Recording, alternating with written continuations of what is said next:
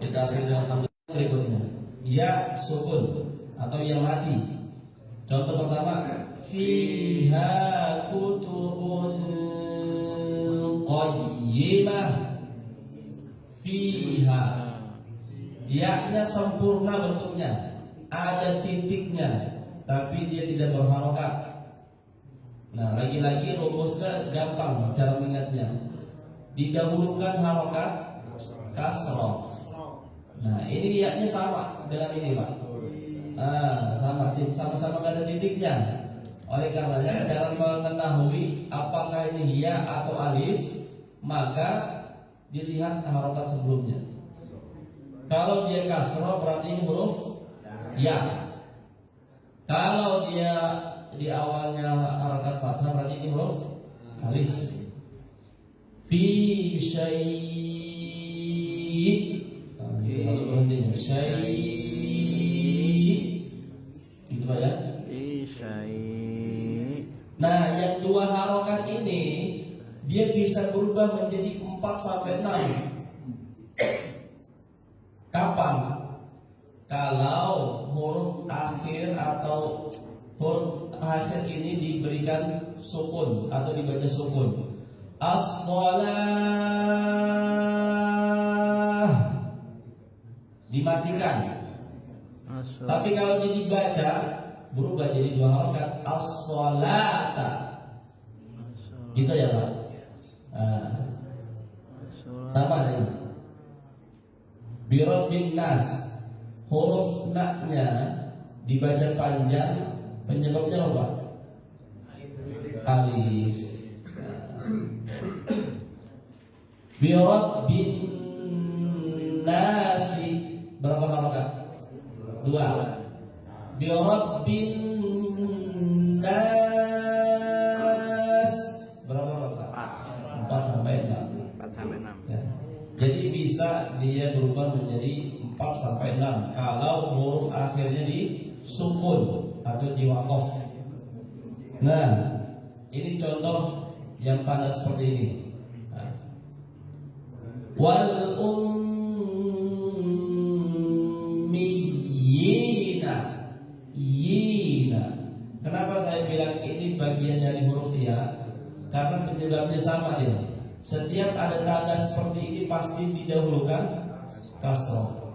Maka saya bilang ini bagian dari huruf ya.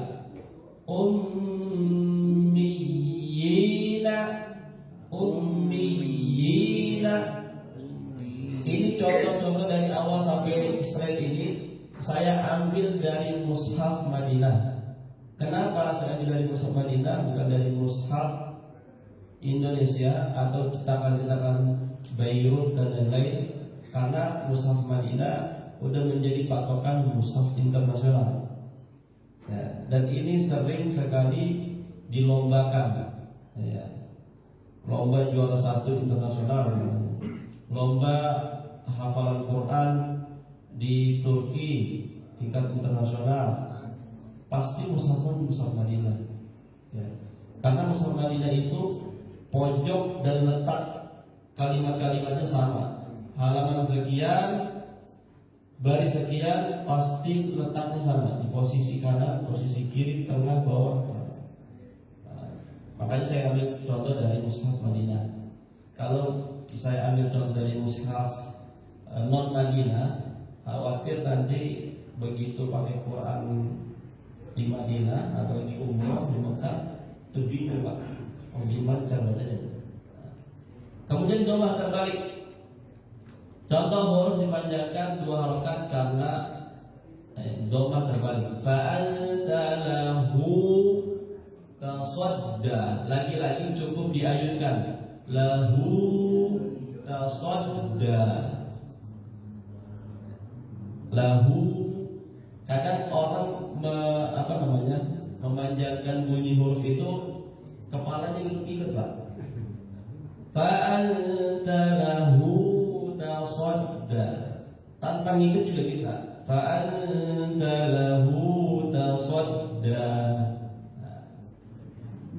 Jadi huruf yang dibaca 2 harokat, 2 slide ini selesai. Contoh huruf dipanjangkan 4 sampai dengan 6 harokat. Insya Allah 10 menit lagi selesai. Sama-sama disebutkan alif, alif waw. Tapi bedanya ada bendera atau pisang rebus. Ada alis. Pisang matang. Bendera lah gitu Pak ya. Kita pakai bahasa bendera, ada benderanya. Annama unzila ilaik ma.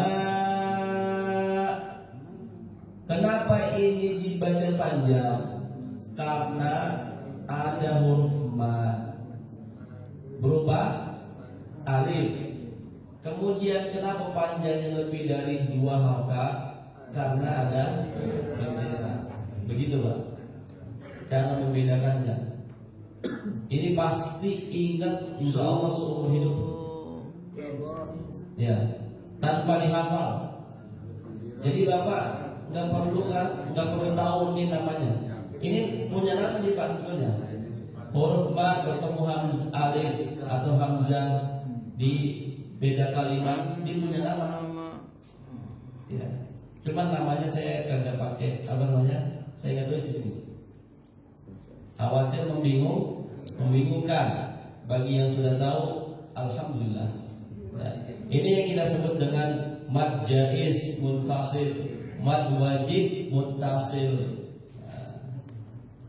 Jadi yang dihafalkan jangan nama-namanya. Nama-namanya belakangan. Intinya cara bacanya dulu. Insya Allah kalau bacanya sudah bagus, tinggal menambah istilah-istilah atau nama-nama tersebut lebih mudah. Aulia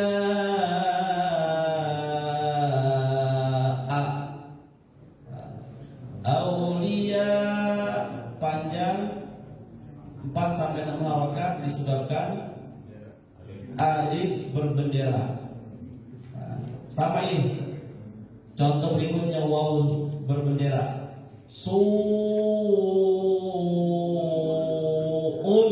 hisab azabahu ahad. Ini kalau di zoom bisa nih Pak benderanya. Waw berbendera bisa. Ya. Lagi-lagi dia punya nama. Ini juga punya nama. Mad bertemu hamzah dalam satu kalimat disebut mad wajib muttasil.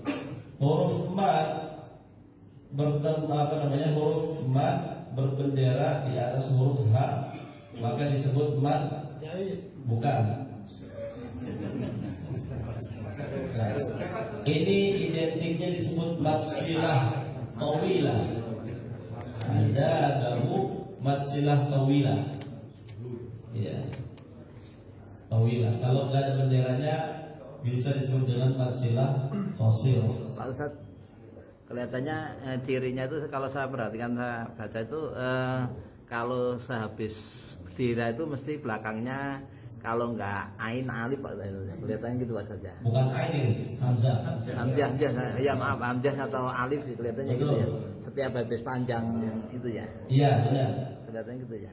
Makanya untuk memudahkan nama, kalau pengen ingat namanya Pak ya, jaiz dan wajib itu mudah sekali. Setiap dia bertemu alif, mad bertemu alif, pasti jaiz. Kalau dia bertemunya hamzah, pasti dia wajib. Gitu Pak ya. Cara mudahnya. Tapi pengen lebih detail lagi untuk memudahkan, lebih kuat lagi cara menggunakannya. Ketahui an-nama ini kalimatnya beda. Kalimat 1, kalimat 2. Kalimat 1 dengan hamzah ini nyambung. Ya. Dia nggak boleh aulia kemudian memulainya ala yang dikun, nggak boleh.